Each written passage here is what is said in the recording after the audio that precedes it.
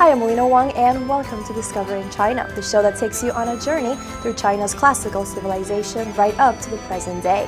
Coming up, award-winning photos on display at NTDs International Chinese Photography Competition, the origins of China's favorite drink, and how it is being sold in modern times.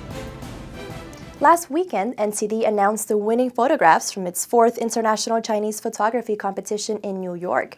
The photos display both traditional and modern aspects of Chinese culture. Award-winning photographs from NTD's 4th International Chinese Photography Competition go on display at Calumet Photography in New York. NTD Senior Vice President Samuel Zhou says the competition has a clear aim. The purpose of the photography competition are twofold. One is to facilitate the cultural exchange and sharing among all the Chinese around the world who love photography. Another one is to promote the philosophy of the traditional aesthetics, which we believe is one of the best parts of the cultural heritage of humanity. The competition received over 7,000 entries from almost 2,000 photographers around the world. Pictures are entered into 3 categories: news and global events, society and humanity, and nature and landscapes. Most pictures have a connection with China or Chinese culture, with a few exceptions. Head judge Larry Dai introduces the Gold Award-winning pieces in each category. Many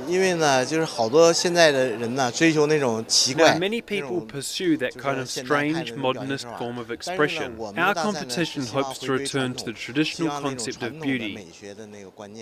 You see this S-shaped composition, it makes you really feel a sense of calmness and beauty in your heart. The whole background with this misty feeling makes you feel like you've returned to your childhood. We hope that beautiful things like this can be preserved.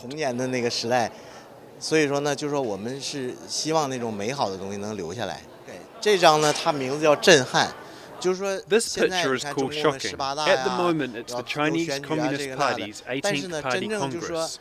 Their elections or whatever. But actually, what's the average person thinking? The person is thinking to quit the party and leave that system. So I feel this work really reflects what the average people want to do and really gives people a feeling of awe in their hearts. This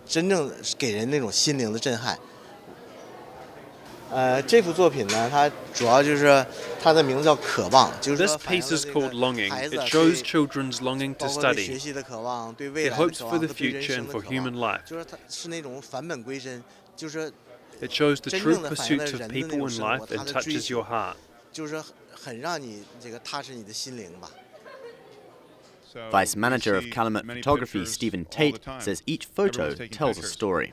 What I like is that these pictures are very well done, and each one is a story, and they're very powerful.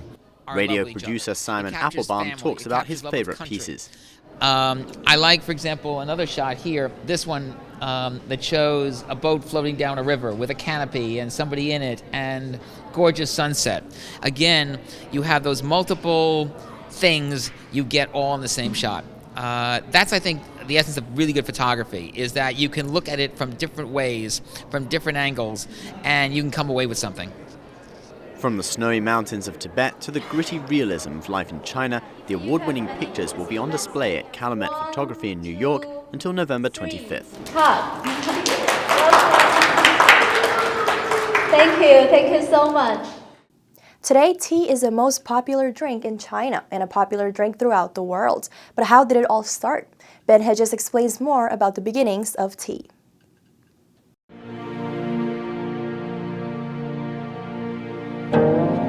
Chinese people have drunk tea for several thousand years.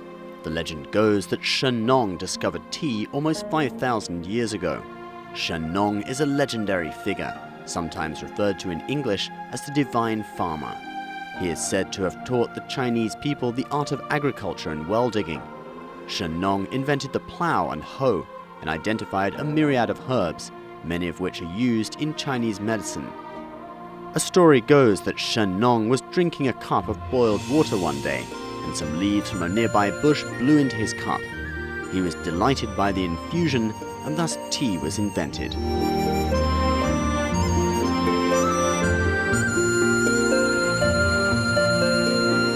But tea didn't become widely popular as a beverage until the Tang Dynasty. At first it was considered a medicinal tonic. China's ancient medical manual, the Ben Cao, attributed to Shen Nong, recorded that tea has the property to keep people awake.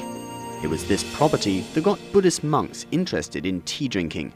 Monks would meditate for long periods, often at night, and some monks started drinking tea to stop them from falling asleep. During the early Tang Dynasty, tea was popular in the southern region of China, but not so in the north.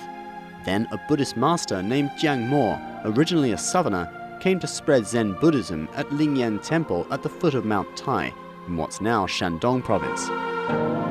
Jiang Mo would drink tea at night to keep himself awake while meditating. Other monks in the temple and later outsiders copied this habit. Tea drinking became a customary practice as markets sprouted up around Lingyan Temple selling teas like those drunk by the monks. It led to a tea craze that swept across China. At the height of this craze, along came a man called Lu Yu, who wrote a book called The Classic of Tea, or Cha Jing in Chinese. The book became the world's first ever tea manual. The Classic of Tea not only heightened the tea drinking trend, but also led to a craze for collecting teaware. Lu Yu described in the book his 24-part tea set. Other ancient texts also documented the craze amongst collectors for buying different variations of these tea sets. After the Tang Dynasty, the tradition of tea drinking changed. By the end of the Song Dynasty, improved tea production methods meant loose tea leaves tasted better than before, and this became the main form of tea in China.